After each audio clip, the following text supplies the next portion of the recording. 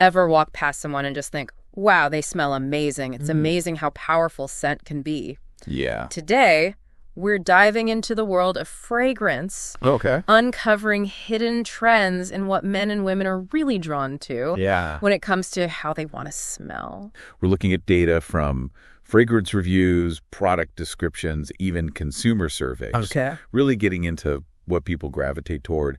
Beyond those typical gender stereotypes. Yeah. So when we think like classic men's fragrances, what comes to mind? I'm thinking like that woody, aromatic kind of scent. You're spot on. Our data shows those classics are still super popular. Think like leather armchairs, old libraries. Right. They evoke a certain rugged sophistication that many men still connect with. Totally. Yeah. But are things changing? I feel like I've been seeing more men's fragrances incorporating sweeter notes. It's not just you. Data reveals a fascinating shift.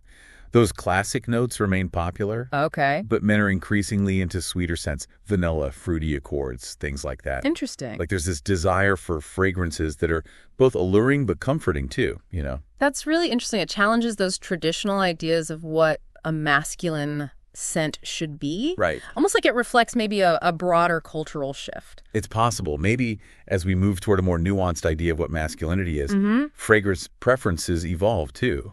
This growing appreciation for scents that are strong but soft, complex, comforting, all at the same time. So are we saying men are developing this taste for vanilla, these softer notes, but like, is the market keeping up? That's the million-dollar question, right? Oh, yeah. And this is where it gets really interesting. So let me guess. If a guy wants to find that perfect cedarwood vanilla combo, he's going to have to search pretty hard. Yeah, it's a little like searching for that unicorn, you know? Right. There are niche fragrances out there doing it. Okay.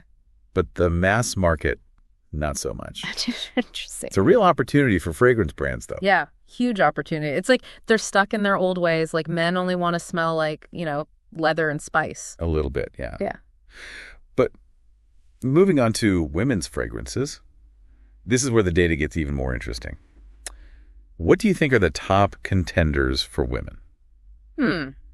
I'd say timeless elegance is always in style, right? Powdery scents, florals, those classic notes that just kind of evoke like sophistication. You're right. They're definitely favorites. French gardens, vintage glamour, that kind of vibe. Total. But just like with the men's fragrances, there's another layer here. Okay, do tell. So those elegant scents, still popular. Yeah. But the data also shows women are drawn to more vibrant, playful fragrances too. Okay. Like sweet notes, citrus, bright fruity accords, all that, super popular. Yeah, it's like some days you want to channel your inner Audrey Hepburn, other days it's summer picnic in a bottle. Exactly. It shows how versatile fragrance is, how it lets you express all sides of yourself.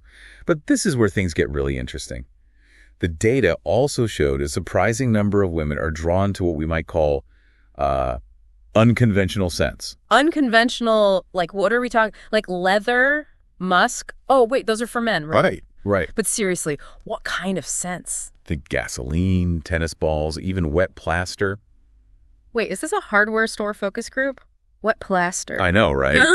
Sounds strange. Yeah. But it actually says something really fascinating about fragrance.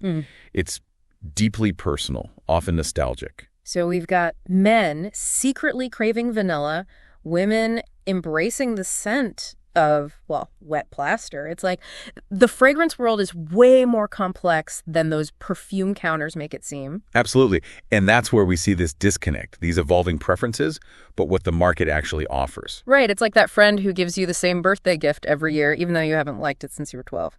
Well-intentioned, but... Yeah, totally missed the memo. For example, our data analysis on women's fragrances. Amber is everywhere. Amber, that warm, kind of sweet, almost resinous scent, right? Yeah, exactly. And while it's popular, it doesn't actually rank that high in what women are actually looking for. Interesting. So it's a case of, like, the supply not meeting the demand. Exactly. It's there, but not necessarily what people are craving. So what are they looking for then? If not amber, then what? It's interesting, those woody sweet accords we talked about. Okay, yeah.